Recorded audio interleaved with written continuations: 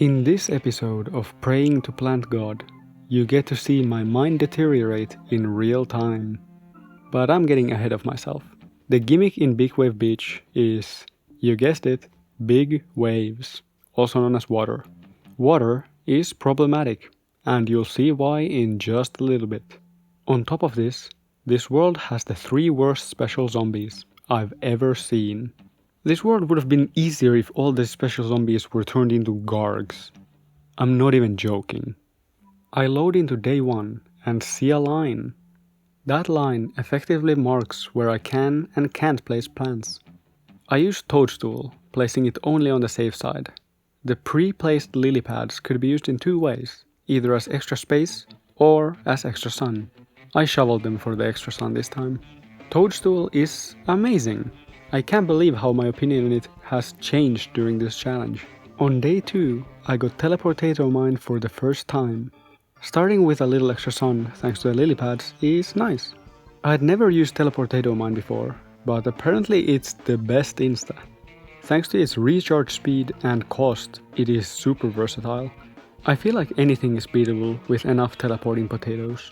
Day 3 was unplayable thanks to a conveyor. On day 4, I had an actual setup for war. Melee plus sniper plus a nuke. The zombie army was disorganized and panicked, while my army annihilated them. Why don't the zombies just have a setup where some zombies tank hits while others snipe from behind them, and then when they won they just send in an annihilator? Day 5 was the second conveyor in the first 5 levels. Day 6 had only 2 slots for plants, and I got Grimrose and Electricity. They had no chance. But next try I got Pokra and Toadstool. Will there ever be a level that Pokra doesn't easily beat? Like seriously, this plant is just unbeatable. Nothing can ever take it down. Day 7 I had no land that doesn't go underwater. Dry land. That was a problem because I learned Snap Peak can't be placed on lily pads. Luckily though, Banana is made to be an excellent multi-lane defense while taking up very little space. Day 8 was bowling. I loved walnut bowling in PvZ1, and this is nearly as fun. I played the level even though it's not relevant to the challenge. Day 9 I got a floaty plant in Solar Sage, which is good because it can be placed on water. Actually, I got 2. Quite perfect for this world. Day 10 was a conveyor. Again. Day 11 I had only 2 plant slots. Again. But Solar Sage was there to help out. Also, Homing Thistle was actually good, which is odd because I've always thought it's kind of bad. But this time it was exactly what I needed. Day 12 was the first last stand. I set up a lounge of cold snapdragons. Yes, I looked it up. The correct term for a group of lizards, so probably also dragons, is a lounge. Then again, they are flowers, so should they be called a bouquet? The surfers were the only threat because of their insta-killing nature. Still, I won, and it was very easy. Day 13 had an irrelevant condition, or 2, and I got Peanut and Aloe with Guacodile. It was actually a very fun defense. Aloe healing Peanuts with insta-support in Guacodile. But I forgot I needed to fill the sun producing requirement. So I just got some sun producers with me next try and got the requirement at the end. Day 14 had plenty of puny pre-picked plants. Day 15 was the first difficult level in this world. Trying to defend these plants that want to commit the S-word is like trying to explain YouTube to your grandparents. You should just give up. The first 5 tries were not even close. I literally died in the first 20 seconds. But then, a try with Holy Barrier and Electric Blueberry was getting really far. Until I died. Skipping a lot more tries where I just died in the first 30 seconds, I got the escape route attempt. I could move the endangered potato mines to the back so they wouldn't die to a leaf falling onto them. The end was just too difficult for escape route though.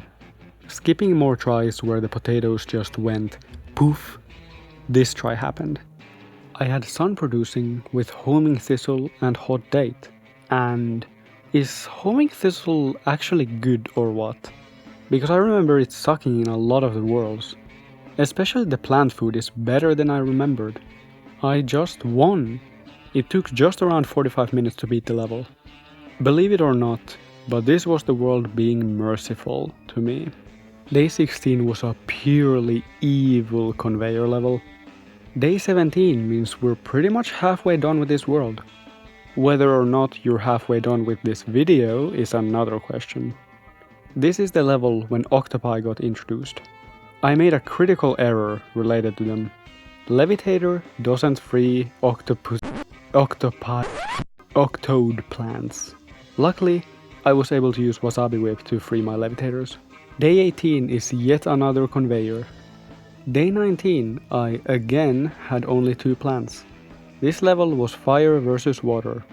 I did also have one ultimato, which I plant fooded, which saved me. In the end, fire won. Don't believe the animes, fire wins over water. On day 20, the power of banana and holly compel you. All I needed to do was press, aim, and fire. Day 21 was, and still is, a conveyor level. Day 22 I got a never before seen plant, the meteor flower. It is fine, just fine. With sun producing, I could see myself using it in normal playthroughs. Also, here we are introduced to a zombie worse than wizard, worse than octo, worse than excavator, worse than football mech, worse than every dinosaur combined. It's fisherman. In this challenge, seeing a fisherman means I either immediately kill it, or it will never die. It kills things without ever getting targeted. A lot of my instas also don't work on it, like mines, root and grimrose, because of the water. Also because of the water, I can't place most explosive plants near it. Fisherman is unlimited value with no risk for the zombies. Without killing a single fisherman, I got to the final round with all my lawnmowers. That's what saved me. Is what I would have said if these two didn't exist. After a useless try, I won thanks to one plant, Ghost Pepper. Ghost Pepper is the perfect counter to fishermen. This didn't even take 15 minutes. Day 23 was worse. 3 free banana launchers. Even if they can't be eaten, they're helpful. I'm not listing all my tries. I'll just be showing and telling the important ones. There are even gargs in this level. Not like it matters since the fishermen are far worse. Around try 5, I started learning some of the fishermen's positions. Try 6, I learned Turkey Pult fully counters gargs. And something like try 10, I won thanks to Nightshade being cheap and sacrificable. This level took more or less 30 minutes, but it felt worse than day 15. Day 24 was more bowling. I didn't play it this time. Day 25 was difficult but manageable. Dorichoke can't one-clip a fisherman, because they have more health than an octo. I got overwhelmed so easily, my anxiety creeped inside of me. Shadow Shroom has probably the best plant food in the game, at least it's a very powerful one. There were too many octopodes to use Horde Date. It was very close, but the Garg just didn't die. Next try I got Ghost Pepper, which wrecked everything, especially the fishermen. Surprisingly though, I did not have enough DPS to kill the Garg. Every try I died to the same Garg in the same final wave. I was simply lacking damage and not having sun or slowdown to make up for the lack of DPS. And then the luck happened. I got Boom Balloon Flower. I put down 2 and deadified everything. Day 26 was a break, a conveyor. Day 27 I, once again, had only 2 plants. This game is trying to say something that I just now understood. You need only 2 plants. A Shadow Shroom and a 3x3 explosive. After I won this level, I lost Banana, because I unlocked it. Day 28 I got Solar Sage. I needn't say more. Day 29 I again had only 2 plants. And it was a last stand. I couldn't place Rue Barbarian in the beginning, so I just did this. It is a good insta, so it was actually easy. I even saved a mower. If you wanted to know what the most difficult level in this challenge was, this is it. Unless modern day changes that, which I doubt. I am not going through every attempt of day 30. On my very first attempt, I already knew this would be torturous. I am tasked with protecting a whole row of guacodiles. If even a single fish hook so much as grazes a guacodile, it will do what the potatoes did earlier. Second try, I learned a fun and completely useless fact. Iceweed can be planted on lily pads. Also, guacodile plant food does not take care of the fishermen. Third try, I noticed pomegranate seeds block fisherman hooks, and Grimrose doesn't kill water zombies. Fourth try was going better, but Wasabi Whip can't kill a Garg, and fishermen are opportunistic predators. Fifth try, I relearned that Shadow Shroom plant food takes care of absolutely everything. 11th try, I got to know expensive plants will be useless, even if it was the most overpowered plant ever, because I need to always block every lane from the fishing men. 12th try, I got to the second flag for the second time. It spawns an Octo and a fisherman, which is evil. 17th try, I got Pokra. Pokra was not good enough. A wall of them gets shredded by fishermen and Octos, just like any other plant. 18th try, I got a Sun Producer, which is always good, but a Sun Producer alone isn't going to do anything to the fishermen. 19th try, I learned fishermen have way too much HP, more than an Octo. I wish I could use Infininut plant food. 21st try, I got Explodavine and lost.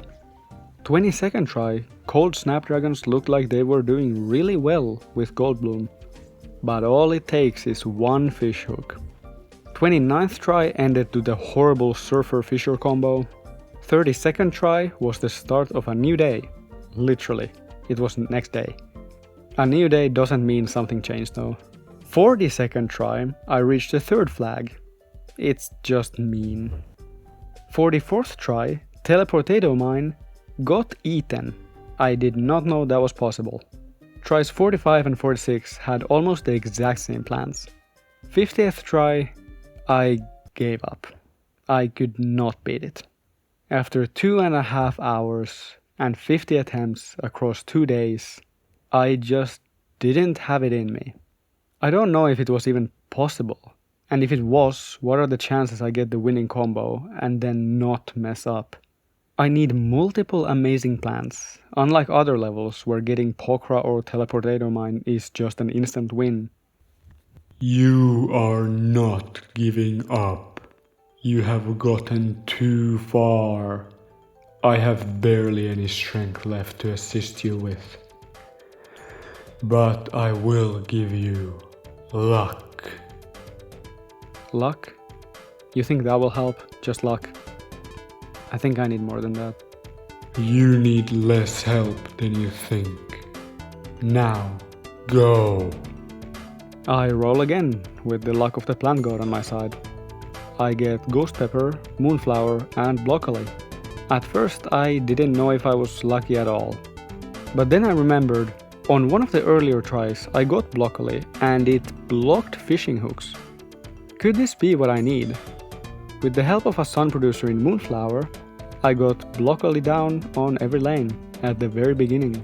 Now all I had to worry about was the one-shots from Surfers, the Garg and the Octo. I knew I had to have a double row of plants protecting from fishers, since they can get disabled like that. While playing, I was thinking of other possible ways to beat the level, like Boom Balloon Flower with Ghost Pepper and a cheap plant like Moonflower or Nightshade to wall the hooks. Then you could kill everything before anything became a problem. Nothing was getting through my defense. Not this time. Not anymore. I took no chances with the Garg and immediately mowered it. And there it is. Over 50 tries, over 2.5 hours of my life spent on just one level. Day 31 was not playable because of some reason, and day 32 was the Shark Zombos. If modern day is worse, I don't know if I'll make it. I know Big Wave Beach was the first 5G rated world, but this was more than I expected. I was so prepared to face the challenges water brings that I forgot that the special zombies were just painful. Still, I've come this far. I'm not giving up right at the end. Even if it takes twice as long as this world, I will beat modern day. And I let my members see my videos before anyone else. So if you want to be among the first 0.1% to see it, you know what to do. And here's just a small unscripted segment for the end. I think I realized what the fishermen are. They are snipers. A sniper in a game is annoying, kills you in one hit, and attacks from range. So yes, I am saying fishermen are like the sniper from TF2, the Widowmaker, the Black Widow, whatever. Fishermen are snipers.